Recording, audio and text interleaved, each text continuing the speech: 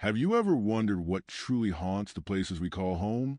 From blood-soaked battlefields to creaking hotels where footsteps echo with no source, America is filled with places where the past refuses to stay buried. This isn't just folklore or superstition. These are real locations where eyewitnesses, investigators, and skeptics alike have felt the cold grip of something beyond understanding. In this video, we journey through 10 of the most terrifying true hauntings in American history. The lingering whispers of witches in Salem, Massachusetts. Ghostly soldiers roaming Gettysburg's war-torn fields. A mansion built to confuse spirits in California.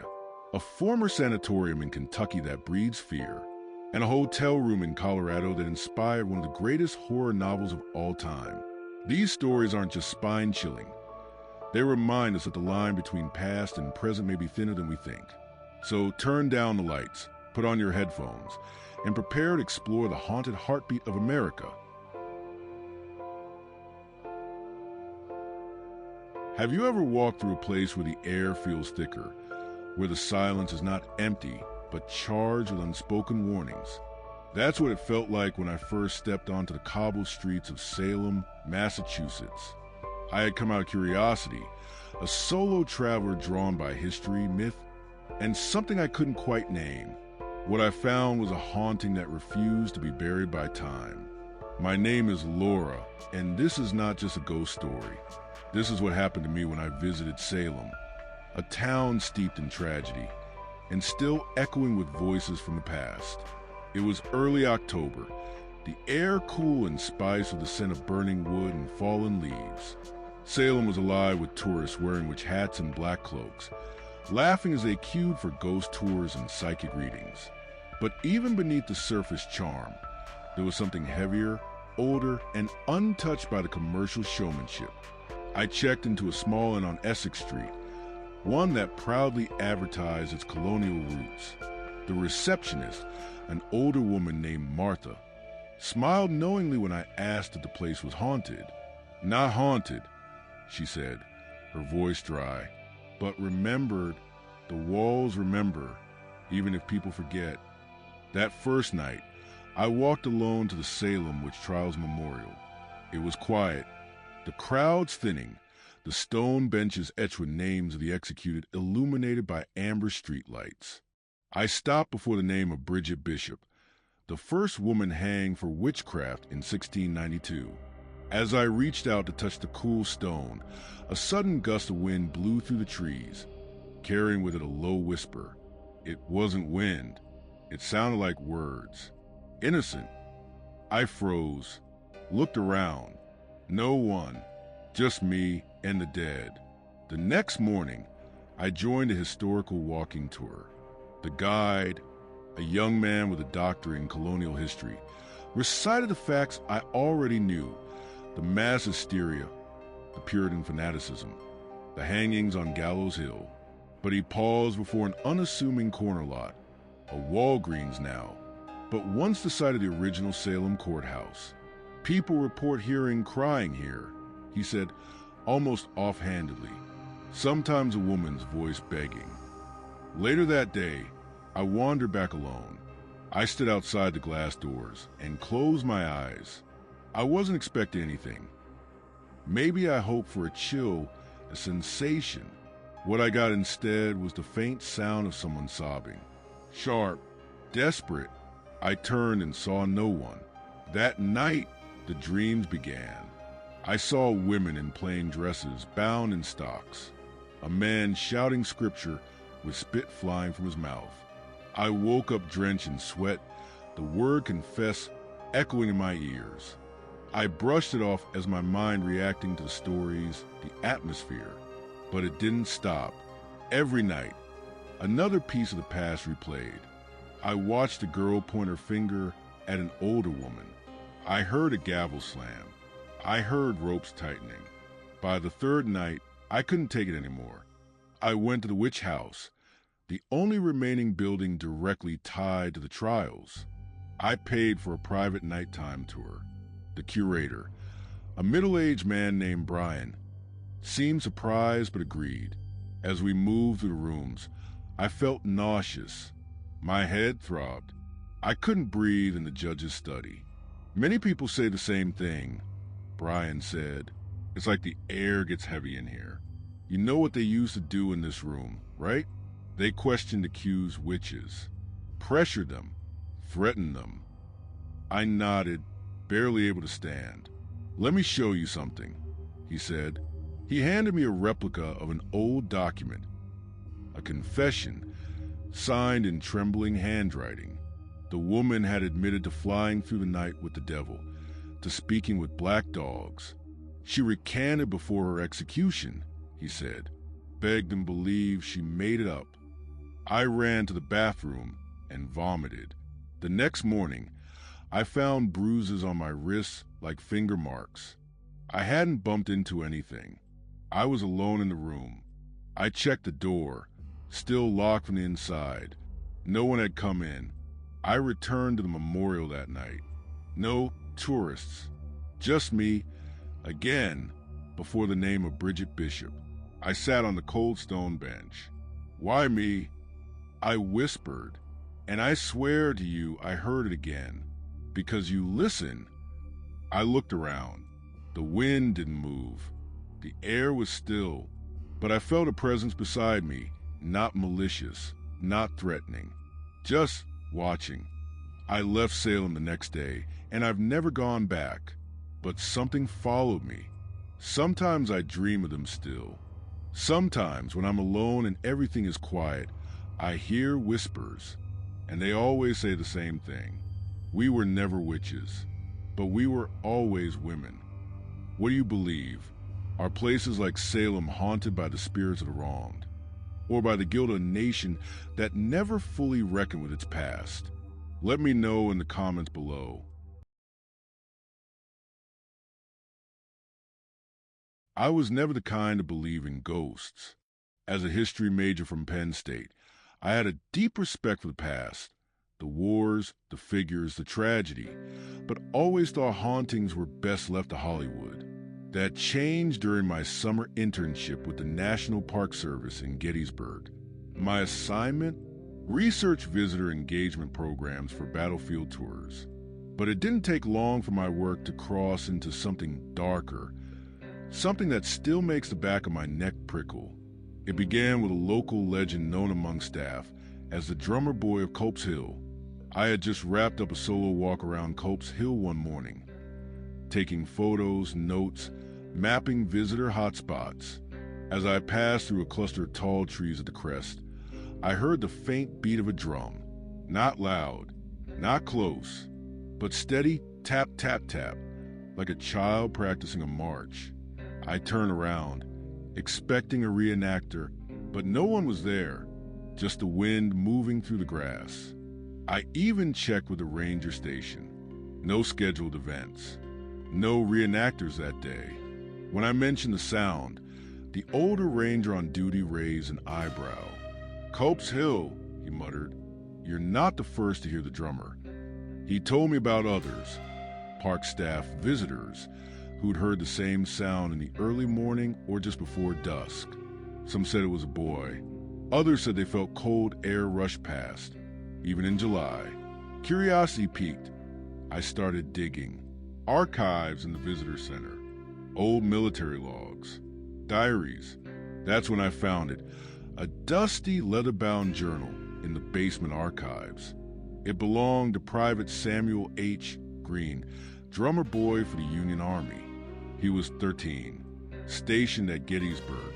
One entry chilled me. They told me not to go past the stone wall at dusk. But I heard them, the rebels, whispering in the woods. I followed the sound. I saw no men, only fog.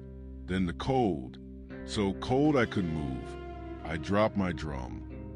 The next page had a smudge of ink. Then nothing. Samuel's body was never found. His drum was discovered near Culp's Hill a week later. 2 weeks later, I was leading a mock tour for evaluation. A group of 6, 2 couples, a mother and teenage son. We reached the base of Culp's Hill just before sunset. As I spoke about troop movements, one of the guests, the teenage boy began to wander up the slope. I paused to call him back, but he didn't respond. The mother shouted. Still nothing. I jogged up after him. The boy was frozen in place, staring ahead, mouth open. Then he whispered, "Do you hear the drum? I swear to you, the beat was back. Tap, tap, tap. Clear. Rhythmic. It circled us, though the air was still." Then the boy turned to me. His eyes had gone glassy. He said, "He's still marching. He doesn't know the war is over." We rushed back down. The tour ended early. The mother was shaking. I filed a report. That night, I couldn't sleep. I returned to the hill at dawn. The fog was thick. I walked to the stone wall where Private Green had last written, and I saw it. A figure, small, slouched, walked between the trees with a slow gait. In his hands, a round object, a drum. I stepped forward and called out, but he didn't turn, just kept walking, then vanished into mist. I don't know how long I stood there. When I told the ranger later, he nodded solemnly. He's been seen before, only shows himself to those who believe. It's been years since that summer, but I've never gone back. Still, every time I hear the low beat of a marching band or see fog curl across a field, I feel that same cold wash over me. They say Gettysburg is one of the most haunted places in America. I used to doubt that. Not anymore. So I ask you, if you were to walk those battlefields at dawn and heard the faint beat of a child's drum, would you keep walking? Let me know in the comments. And if you've ever had a ghostly encounter, especially in a place as steeped in sorrow as Gettysburg, I want to hear it. Because the past never truly dies. Not here. Not on this blood-soaked field.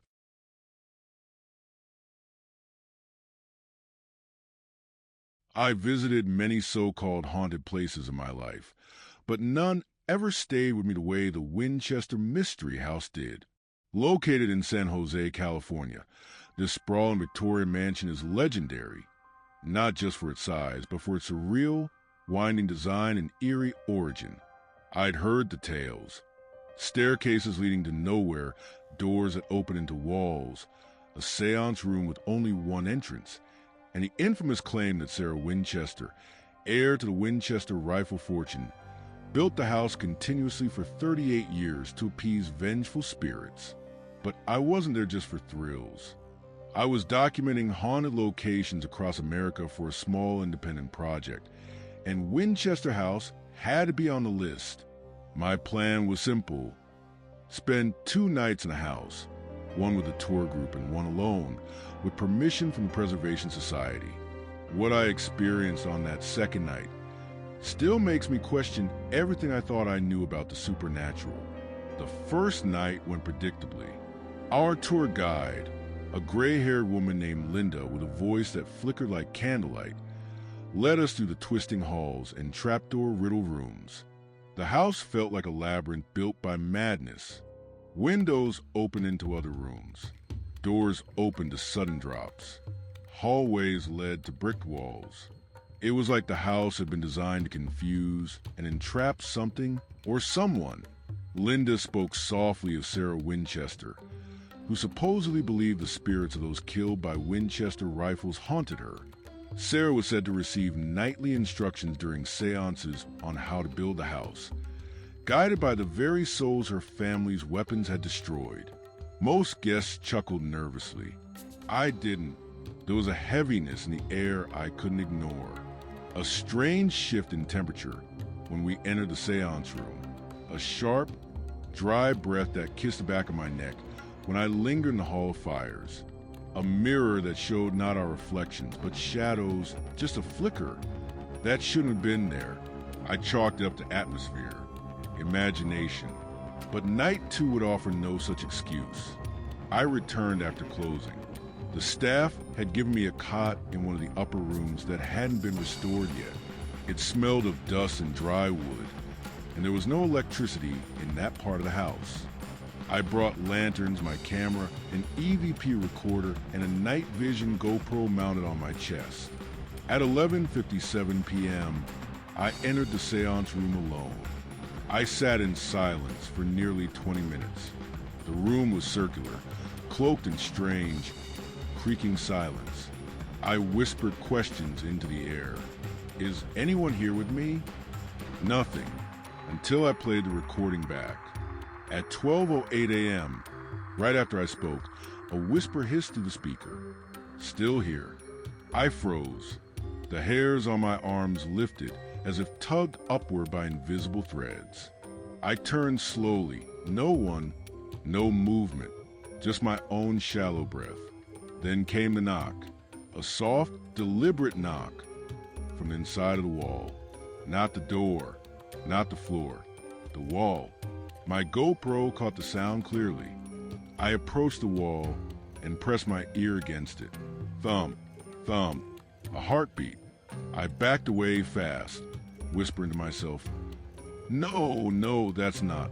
When I saw it, a shadow tall and slow, moving along the hallway just outside the room. I ran after with my camera, but the hallway turned into a dead end.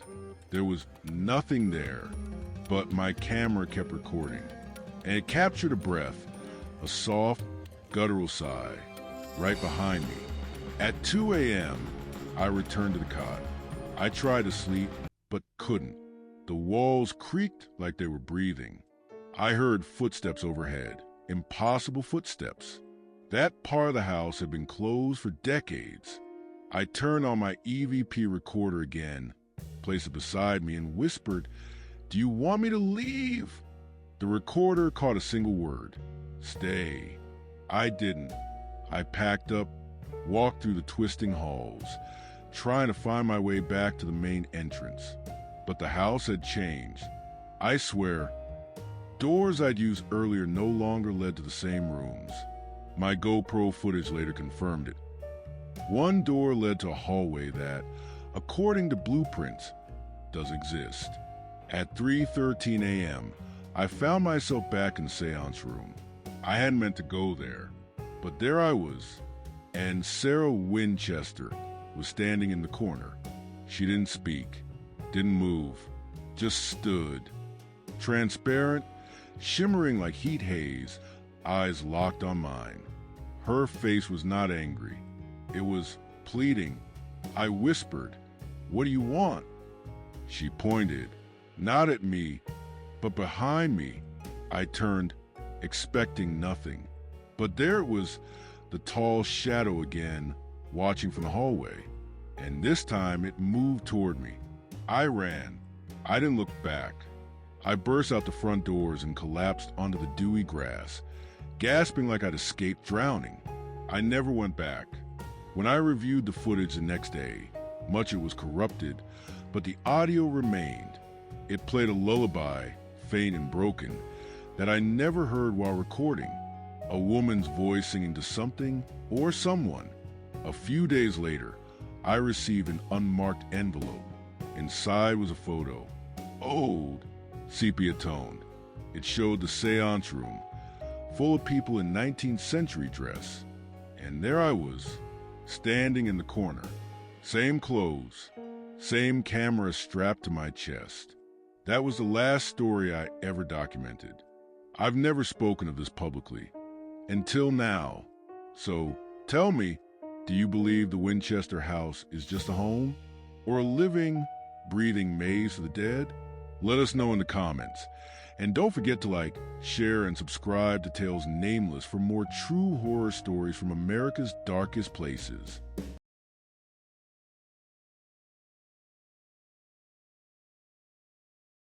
They say if you stand outside the crumbling facade of Waverly Hills Sanatorium on a foggy Kentucky evening, you can still hear the whispers of the dead, a place where silence was once broken by the coughing fits of the dying. Waverly had become a monument to suffering, mystery, and the unknown. Built in 1910 as a tuberculosis hospital, Waverly Hills quickly became overwhelmed during the White Plague epidemic. With no cure and limited understanding of the disease, treatment often amounted to painful experiments or isolation. Over 63,000 people are believed to have died there, some from illness, some from despair, and some from something darker, My story begins when I signed up for one of those overnight ghost tours. I was always a skeptic, but my younger sister, Abby, was obsessed with paranormal investigations. She dragged me to haunted cemeteries, abandoned houses, and even slept in a tent behind a defunct funeral parlor once. But Waverly Hills? That was her holy grail. On her 25th birthday, I finally caved and booked us 2 spots for the overnight lockdown tour. The moment we stepped through the front entrance, something felt off. Not just the expected decay of an old hospital. Peeling paint, rusted gurneys, shattered glass. It was a silence, heavy, charged like it was listening. The tour guide, a middle-aged man with a weathered voice and flashlight that flickered like a bad omen, led us and a group of 10 others through the main floors. He spoke of the infamous Death Tunnel, a chute where bodies were secretly rolled out of the building to maintain morale. Of Room 502, where a nurse allegedly hung herself after becoming pregnant and abandoned by a doctor. Of children playing in shadow corners. Of screams and sudden cold spots. All the typical ghost story material. But then the group moved on to the upper levels, and Abby and I decided to hang back. "I want to find Room 502 alone," she said, her voice hushed with excitement. I reluctantly followed. My heart pounded the moment we separated from the group. The hallways were cloaked in a darkness that felt alive. Our flashlights barely pierced the black. Abby navigated like a seasoned explorer, as if she knew where the spirits waited. We found Room 502. It looked like the rest of the hospital. Broken tiles, rusted bed springs, and rot. But there was something else. A feeling of pressure, like a weight on my chest. I couldn't breathe right. Abby stepped inside, turning on her EVP recorder. "Is anyone here with us?" she asked gently. I rolled my eyes. But the moment she finished the question, a soft tap-tap echoed from the corner. I turned sharply. No wind, no animals. Just a dark room with no broken windows and no explanation. Abby grinned. That was intelligent. "Do it again." Tap. We both froze. Then came the laughter. High-pitched, childlike, echoing down the hallway. "You heard that, right?" she whispered. I nodded. My skin prickled. We weren't alone. Suddenly, Abby screamed. I turned. She was against the far wall, eyes wide. "Something touched me," she gasped. I didn't wait. I grabbed her wrist, and we bolted back toward the main stairwell. The darkness seemed thicker now. The corridor stretched endlessly. Every turn was wrong. "This isn't the way we came," I said. "It has to be," she insisted. But the building didn't feel right anymore. Then we found the hallway with the children's murals. Except the drawings had changed. Instead of smiling suns and stick-figure nurses, they were smeared in red, faces contorted in pain. A figure stood in the middle of one mural, a tall, dark silhouette with hollow eyes. We stared. The paint dripped. "Fresh." "No." "Nope. We're done," I said, grabbing Abby again. We finally stumbled back in the main foyer, breathless, wild-eyed. "You guys okay?" the guide asked. I nodded. Abby said nothing. We didn't speak on the drive home. That night, she uploaded her EVP recording. There was her question, "Is anyone here with us?" Then the tapping. But then, a voice. Not ours. Not human. A whisper, garbled but unmistakable. "Stay. Stay. Stay." That night, she texted me around 2 a.m. They're still whispering. In my room. I didn't respond. I didn't want to feed it. Weeks passed. Abby started withdrawing, bags under her eyes. She told me the voice was following her, repeating the same word over and over. "Stay." She stopped going to work, stopped eating. I visited and found her apartment ice cold, even in summer. Her EVP device sat on the kitchen counter. It was on, recording nothing. Or so I thought. I pressed play.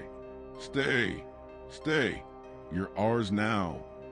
That night, I stayed with her. I woke up at 3:33 a.m. The hallway light flickered. I heard the tap-tap.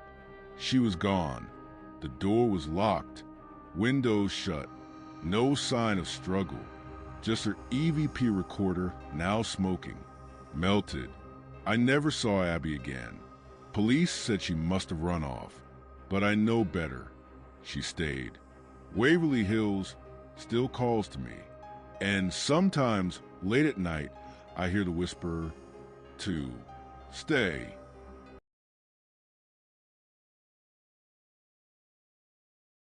I never believed in ghosts. At least, not in the way they were portrayed in movies. I'd always chalked up the creaks and groans of old buildings to bad plumbing or an overactive imagination. But that changed the night I stayed at the Stanley Hotel, specifically in room 217. I'd read about it, of course. The Stanley had gained fame after Stephen King stayed there and was inspired to write The Shining. Ghost tours were a daily occurrence. Fans of the supernatural flocked there year-round. But I wasn't one of them. I was a writer, looking for quiet inspiration in the off-season. The hotel looked picturesque when I arrived. A pristine white facade, tucked against the Rocky Mountains, snow gently falling as if the place had been built inside a snow globe. The staff was warm, the hallways polished, the smell of old wood and leather lingering in the air. Room 217 had an old brass key and heavy mahogany door. I dropped my suitcase and took in the room. Victorian furnishings, lace curtains, and a clawfoot tub in the bathroom. Quaint, harmless. That night, I planned to write. I had a novel to finish. But the moment I opened my laptop, I felt strange. Not afraid, exactly, but like I was being watched. The feeling settled between my shoulder blades like a breath on my neck. I turned around. Nothing. Shrugging it off, I got to work. I wrote for an hour. Then the lights flickered. The power didn't go out, not entirely. It dimmed, just slightly, enough for my screen to go dark for a beat and the chandelier overhead to groan. I closed the laptop, deciding to call a night. That's when the bathtub faucet turned on. Not a drip, a full stream of rushing water. I walked into the bathroom. The hot water tap was wide open, steam rising into the air. I reached out to shut it off and froze. In the mirror above the sink, there was a woman, not behind me, not anywhere in the room, just in the mirror. She had her back turned, brushing her hair, wearing what looked like an old-fashioned dressing gown. Pale hands, slow strokes. I spun around. Empty. I turned back to the mirror. Gone. I backed out of the room slowly, heart pounding. It was after midnight. I told myself I was tired, maybe hallucinating, maybe a dream, but I couldn't bring myself to sleep. I curled up on top of the covers, lights on, laptop open. A few minutes later, the door creaked. I looked up, the bathroom door. It had been open. Now it was nearly shut. I got up, stepped to it, pushed it open. Again, nothing. But the mirror, there she was again, still brushing, still unaware. Only this time, she paused and looked over her shoulder. Our eyes met in the glass. She smiled, not warm, not friendly. It was a knowing smile, like she'd been waiting. I turned and ran. Down the hallway, barefoot in my pajamas, all the way to the front desk. The night clerk didn't even blink. Room 217, he said, pulling out a logbook. You're not the first. He told me about Elizabeth Wilson, a former housekeeper who had nearly died in that room in 1911 when a gas lantern exploded. She survived, but after her death, guests began reporting strange occurrences. Lights flickering, bags unpacking themselves, water running, and a woman, brushing her hair in the mirror. Some believe she never left. She just went on taking care of room 217. They offered to move me to another room. I accepted. That night, I slept. In the morning, I returned to room 217 to gather my things. Nothing had changed. Sunlight poured through the windows. My clothes were neatly folded, laptop clothes, but the mirror, there was a single fingerprint on it, smudged in the glass, like someone had rested their hand there. I placed my hand over it. It was smaller than mine, delicate. Some say the Stanley is just a hotel with a clever marketing angle. But I know what I saw. I know what I felt.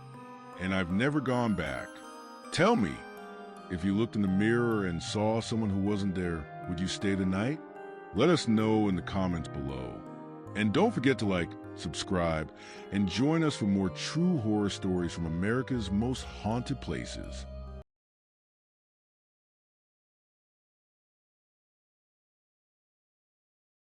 They called it the Fighting Lady, a vessel of war, courage, and American naval pride. The USS Yorktown has sailed to the storm of World War II and the Cold War, its steel bones etched with the stories of heroism and sacrifice. But when the guns quieted and the waves calmed, something else took hold within its decks, an eerie silence that whispered of those who never left. My name is Dean, and I've been volunteering as a night security assistant for the Patriots Point Naval and Maritime Museum in Charleston, South Carolina for over 3 years now.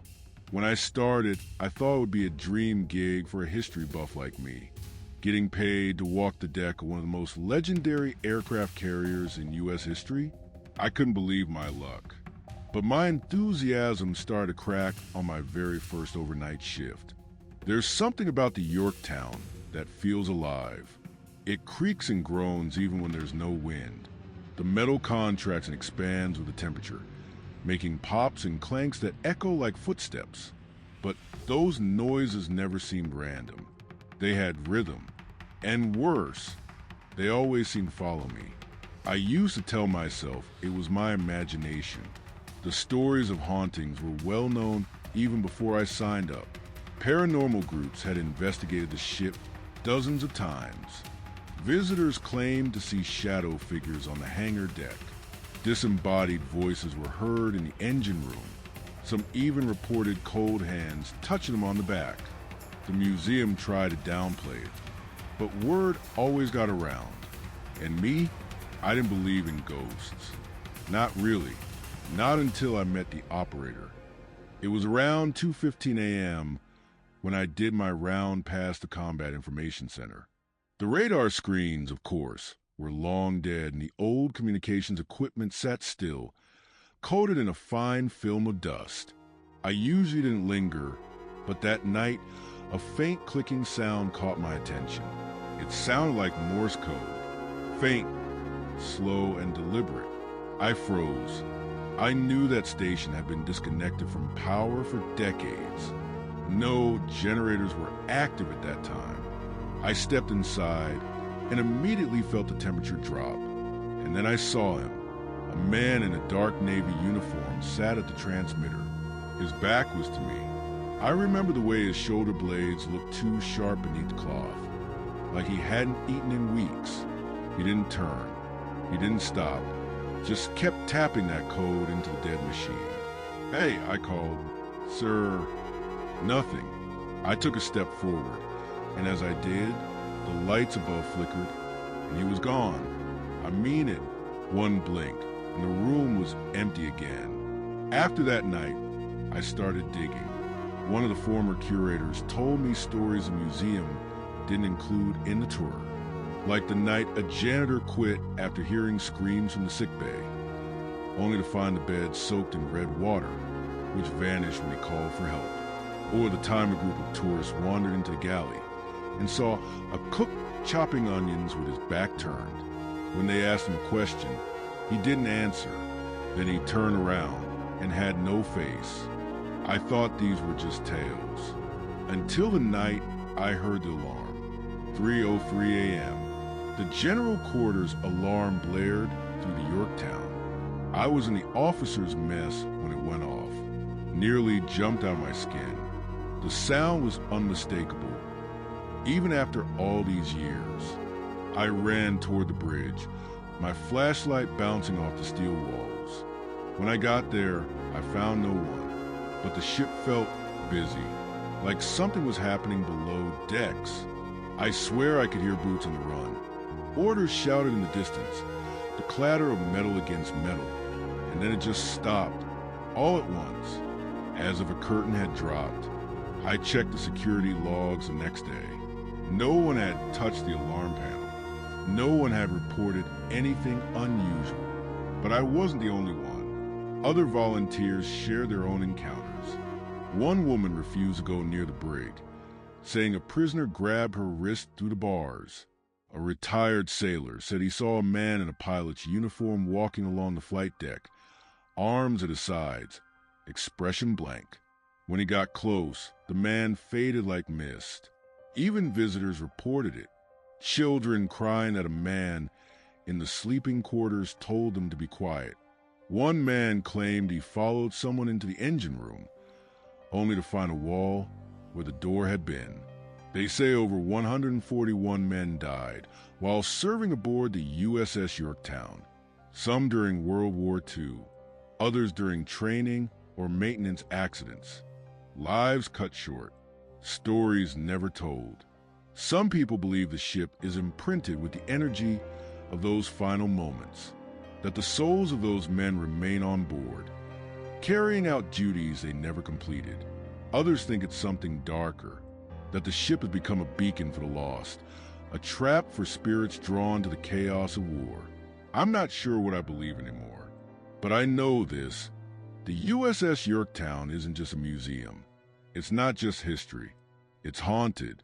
Have you ever stepped aboard a place where time seems to stand still and every sound makes your blood freeze? Let me know in the comments if you believe ships can hold the memories of the dead, or if you think it's all just tricks of the mind. And if you ever visit the Yorktown, listen closely, because sometimes it listens back. There are buildings that hold echoes. Then there are places that scream. The Trans-Allegheny Lunatic Asylum in Weston, West Virginia, is one of those places. A massive Gothic revival structure with over 240,000 square feet and miles of hallways. It was once a beacon of hope for the mentally ill. Today, it's a decaying monument to suffering, madness, and the whispering voices of those long dead. I didn't believe in ghosts before I stepped inside. Construction of the asylum began in the 1850s, designed according to the Kirkbride Plan, a method of treating the mentally ill with fresh air, light, and compassion. But by the early 20th century, overcrowding, abuse, and inhumane practices turned the noble vision into a nightmare.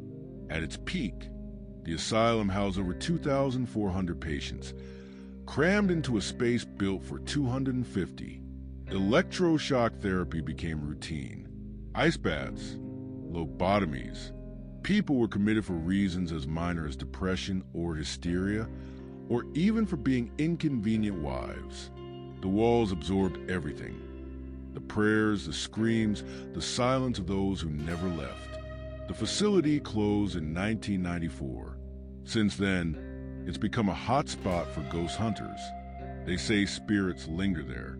I wasn't sure I believed them, until the night I spent in Ward F. We were a group of 6, paranormal investigators. At least, that's what we told ourselves. For most of us, it was more thrill-seeking than science. We arrived just before sunset. The building loomed above us, gray and skeletal in the fading light. Ivy clung to the stone like veins. The staff who ran the tours gave us a quick walkthrough, and then left us for the night.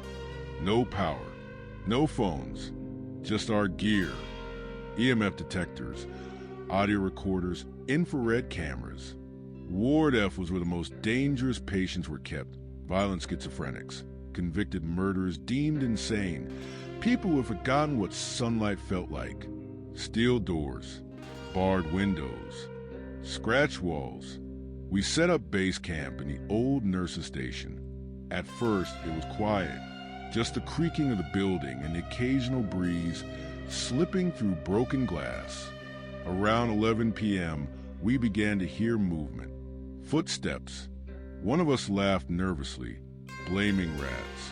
But it wasn't rats. At midnight, everything changed. I was reviewing audio from the far hall. Suddenly, every device we had spiked. EMF redlining. Static burst through our headphones. Then, a scream. It came from the West Wing. A high-pitched, guttural cry that rose, paused, and fell again, like someone was being dragged. We bolted toward it, flashlights slicing the dark. Nothing. The hallway was empty, but the temperature dropped. Our breath misted in front of our faces. One of the cameras caught a shadow darting across the far doorway. Humanoid, but fast, jerky, unnatural. Our bravest team member, Danny, walked into the ward alone with a recorder. He left on a window ledge and returned. Later, when we reviewed the tape, there was a voice. Don't leave me here. Room 216 was notorious. They say a patient named Carl was locked there for years. He tore his fingernails off trying to claw his way out. He was found dead, face twisted in terror, hands shredded. I sat outside 216 with a thermal can. Every 5 minutes, the door handle rattled. Not creaked, twisted, like someone inside was trying to get out. I asked quietly, Carl, are you still here? The EMF spiked. Then, from inside the room, 3 knocks. We opened the door. Nothing. Just an empty, freezing room. And claw marks, deep and old, etched into the walls like a calendar of torment. One of the worst rooms was the isolation chamber, a pitch-black box the size of a closet, used to punish patients. I volunteered to go inside. They shut the door. Instant darkness. The air was thick, metallic. I counted my breaths to stay calm. On the 14th breath, something exhaled beside me. I froze. Not my breath. It was raspier, slower. Then I felt it, a hand on my back. I screamed, banging on the door. The team opened it. No one was there, but my back had 3 red lines trailing down my spine. Around 3 a.m., we were packing up, emotionally drained. Then we heard humming, a lullaby, faint and lilting. It came from the East Wing, once the women's ward. We followed the sound and found an old rocking chair moving gently, slowly, in an empty room. Dust everywhere, undisturbed. No one spoke. We just stood there, transfixed. Then it stopped. Silence. We all heard it. Each of us swears to it. We left as dawn broke. The building behind us stood cold and silent. But something had changed. We had all seen, heard, or felt something unexplainable. I still have dreams of that scream, of the voice that begged not to be left, of that hand on my back. Maybe it was all tricks of the mind, or maybe the Trans-Allegheny Lunatic Asylum is more than just a haunted building. Maybe it's a place where the dead aren't done speaking. Do you believe the past can linger in places like this? Let us know in the comments.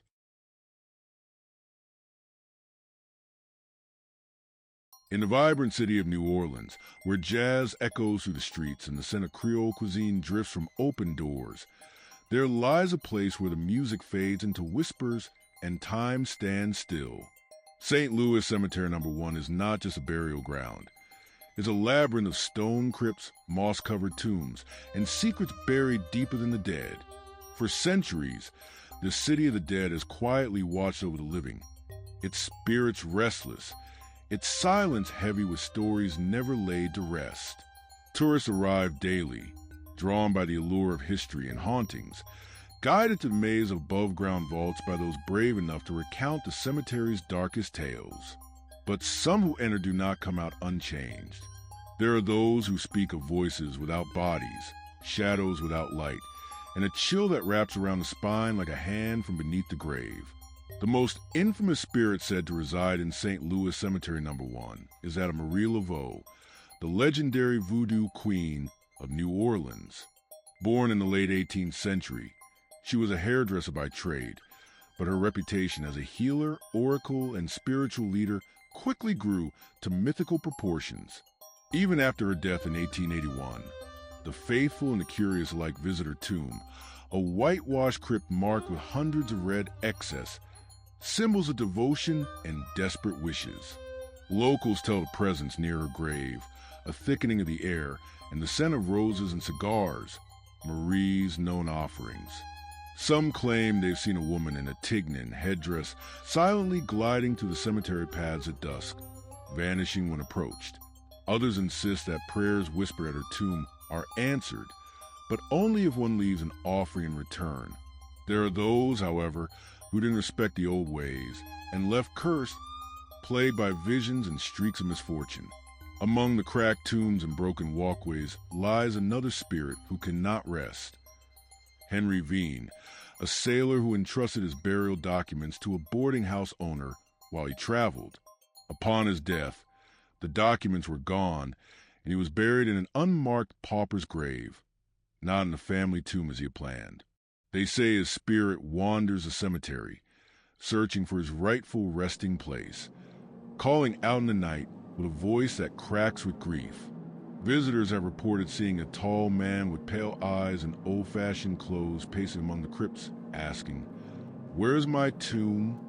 Some even claim to have spoken with him, only to discover later that the man they encountered died nearly 2 centuries ago. His rage, they say, burns as hot as the southern sun, and those who ignore him risk more than just a scare.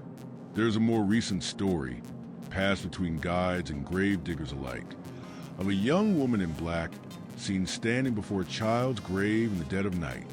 She weeps quietly, her veil soaked with tears that never fall. Attempts to approach her result in a cold gust of wind and an unbearable sense of sorrow. No one knows who she is, but records show that the grave she visits belongs to a girl who died in 1903 during a yellow fever outbreak. Some speculate the woman is the child's mother, unable to part from her even in death. Her appearances are rare, but when she does emerge in the shadows, the temperature drops in all sounds. Even the city's music seemed to die. Near the back of the cemetery lies a low, crumbling brick wall. By day, it's unremarkable, but by night, it becomes something else entirely. Those who have dared to touch it in the dark speak of voices whispering secrets in their ears, some in English, others in long-dead dialects of French or Creole. Paranormal investigators have attempted to record these voices, capturing faint murmurs, laughter, and most chillingly, cries of anguish. Theories abound. Perhaps the wall marks a forgotten mass grave, or perhaps it absorbs the energy of centuries of sorrow and confusion. Whatever the cause, those who listen too long report vivid nightmares, sleepwalking, and a sense that someone follows them even after leaving the cemetery gates. One tale often told to newcomers is that of a tourist from Ohio who visited the cemetery on a summer afternoon. He laughed at the stories, mocking the guide, scoffing at the legends. That night, he woke in his hotel room, drenched in sweat. The words "leave now" scratched into condensation of his bathroom mirror. He fled the city the next morning, but his nightmares continued. According to his blog, which was deleted shortly after, he saw Marie Laveau in his dreams, her eyes blazing as she whispered in languages he didn't understand. His last post simply read, "Don't go, I was wrong." Perhaps the most unsettling thing about St. Louis Cemetery No. 1 is not the apparitions, but the feeling, the weight of the place. Visitors describe a pressing force in the chest, a heaviness in the limbs, and a fog in the mind that only lifts once they cross the gates again. It's as if the spirits themselves are trying to be remembered, trying to tell their stories before they vanish for good. No amount of preparation can fully ready one for what they might encounter. Whether you believe or not, there's something there lingering in the cracks and shadows. Something old, something watching. The St. Louis Cemetery No. 1 is more than just a tourist destination. It's a tapestry of love, loss, betrayal, and devotion woven over centuries. It's where history sleeps fitfully, and the past refuses to stay buried. If you ever visit, tread with respect, speak softly, and never mock the dead, because here in this city of tombs, the dead may just whisper back. Have you ever felt the presence of something unseen? Let us know in the comments below.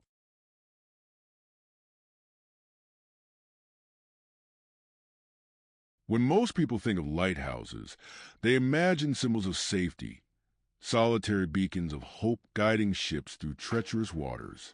But at the edge of Anastasia Island in Florida, there's a lighthouse where the light doesn't just guide, it grieves.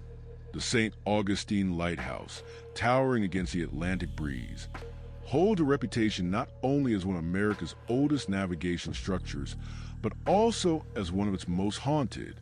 Locals call it the Lighthouse at Cries, a name earned not through folklore alone, but from the chilling experiences of those who have walked its winding stairs.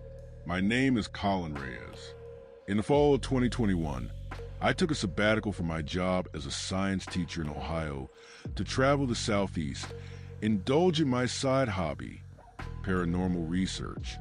I'd already explored abandoned prisons and haunted plantations, but nothing prepared me for the oppressive energy that blanketed the St. Augustine Lighthouse. From the moment I arrived, something felt off. I chalked it up to fatigue from the road, until I met Clara, the night watchwoman and former historical guide. She looked me over and gave a tired smile. "Don't try to prove anything," she said. "The lighthouse doesn't care if you believe. It only shows itself when it wants to." "Shows what?" "Grief," she answered, "and sometimes rage." Long before it became a tourist destination, the lighthouse was a construction site in the 1870s. The pit, as locals called it, was a section of property where workers stored heavy construction equipment. One summer day, 3 children, 2 daughters of the construction superintendent and another local girl, were playing near a supply cart used for transporting materials. The cart rolled, fast and uncontrollable, plunging them into the pit's deep water basin. Only one was pulled out alive. Since then, visitors have heard the laughter of girls on the stairs, and balls have rolled down on their own. Several overnight staff have reported the echo of sobs emanating from the pit, even though the area has long been sealed off. I didn't expect much when I walked near that site, but my audio recorder picked up something my ears did not: the unmistakable whisper of a child. "Come back." It chilled me more than any EVP I had ever caught. At night, the lighthouse stairwell becomes something else entirely. During my overnight stay, I decided to climb the 219 steps, flashlight in hand, GoPro on my shoulder. At the 8th window landing, I felt the air shift, a sudden drop in temperature, and then the distinct sound of breathing behind me. I spun around. Nothing. I stood still, trying to rationalize it when my flashlight flickered. And then I saw her, a girl, maybe 10 or 11, standing just a few steps above me, pale, drenched, and crying. She didn't move or speak. She only stared. I backed down a few steps. In that instant, she vanished. My GoPro footage caught nothing. But I swear on everything I know, she was there. Clara later told me, "You saw the eldest. She appears when you're not expecting her." One of the most widely reported entities is believed to be that of a former lighthouse keeper who died after falling from the tower during maintenance. Guests often report the overwhelming smell of cigar smoke. Despite the tower being a non-smoking site, some claim to see a man in an oil-stained uniform near the light itself. On my second night, I stayed in the keeper's house. At 3:12 a.m., I awoke to creaking floorboards outside the guest room. My camera snapped to life unprompted.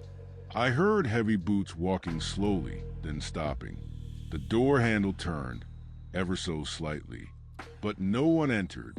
The next morning, I reviewed the footage. A faint male voice muttered, "Still watching, still warning." Perhaps the most unnerving experience happened on my final evening. I stood at the base of the lighthouse, staring up at the rotating beam. Then I heard it, crying. It wasn't just soft weeping. It was a visceral, heartbroken wail. It echoed down the tower like a scream bottled up for a century. I froze. Others in the vicinity heard it too. One woman collapsed in fright. Another muttered a prayer. Clara said later, "That's why we call it the lighthouse that cries. It remembers." Before I left, I placed a small toy at the base of the pit. A gesture, a recognition, maybe even an apology. That night, the toy was gone, replaced with a single wet footprint on the concrete. The St. Augustine Lighthouse is more than just a historical monument. It's a wound that never fully healed. For the children who were lost, for the keepers who gave their lives, for the families who mourned in silence. If you ever visit, bring your courage, but leave behind your doubt, because some lights don't just shine. They weep. Have you ever experienced something you couldn't explain? Let us know in the comments below. And if this story gave you chills, don't forget to like, share, and subscribe to Tales Nameless for more haunting, true horror stories from across the world. There's a peculiar silence that clings to the small town of Villisca, Iowa. It's not the peaceful quiet of rural life, but heavy, suffocating stillness, as if the air itself mourns something it can never forget. On a quiet residential street sits a white wooden house, perfectly ordinary at first glance. But behind its doors lies one of the most horrifying unsolved crimes in American history. Locals call it the Villisca Axe Murder House. But those who know what happened there speak of it in hushed tones, as if afraid the house is still listening. The year was 1912. The Moore family, Josiah, his wife Sarah, and their 4 children, lived in that house.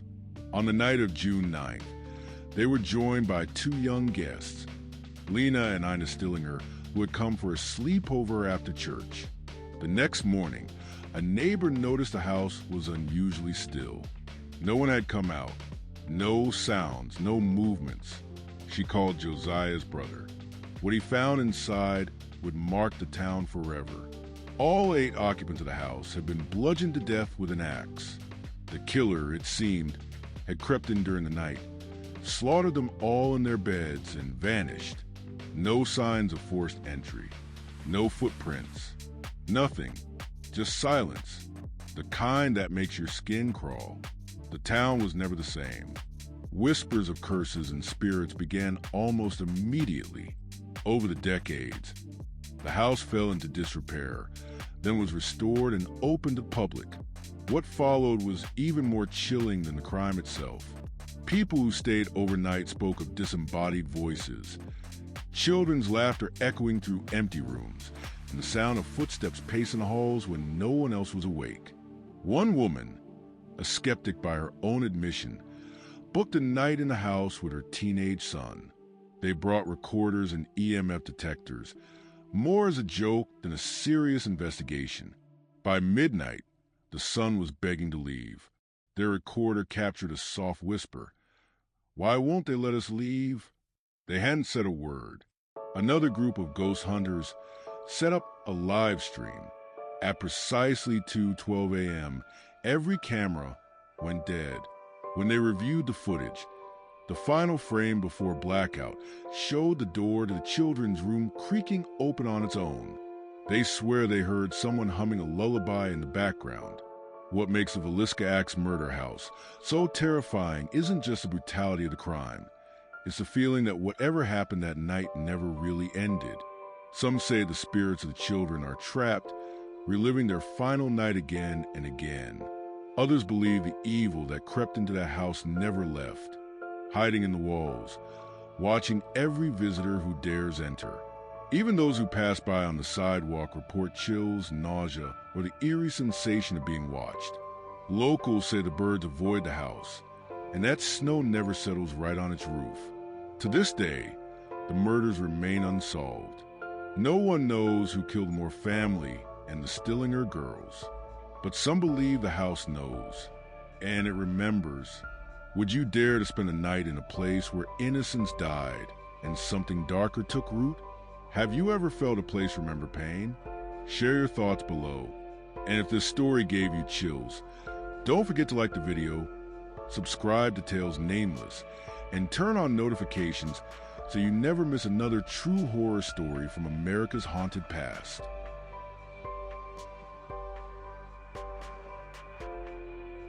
Some say ghosts are nothing more than memories clinging to old walls. Others believe they're the souls of the unsettled, still reaching out through time. Whatever the truth may be, these 10 haunted locations serve as a chilling reminder. History leaves marks not just on paper, but in the very places we live, sleep, and dream. Do you believe in hauntings? Have you ever experienced something you can't explain? Let us know in the comments below. And if these stories send chills down your spine, make sure to like this video, share it with fellow seekers of the strange, and subscribe to Tales Nameless for more real horror stories that blur the line between the living and the dead. Until next time, don't look behind you.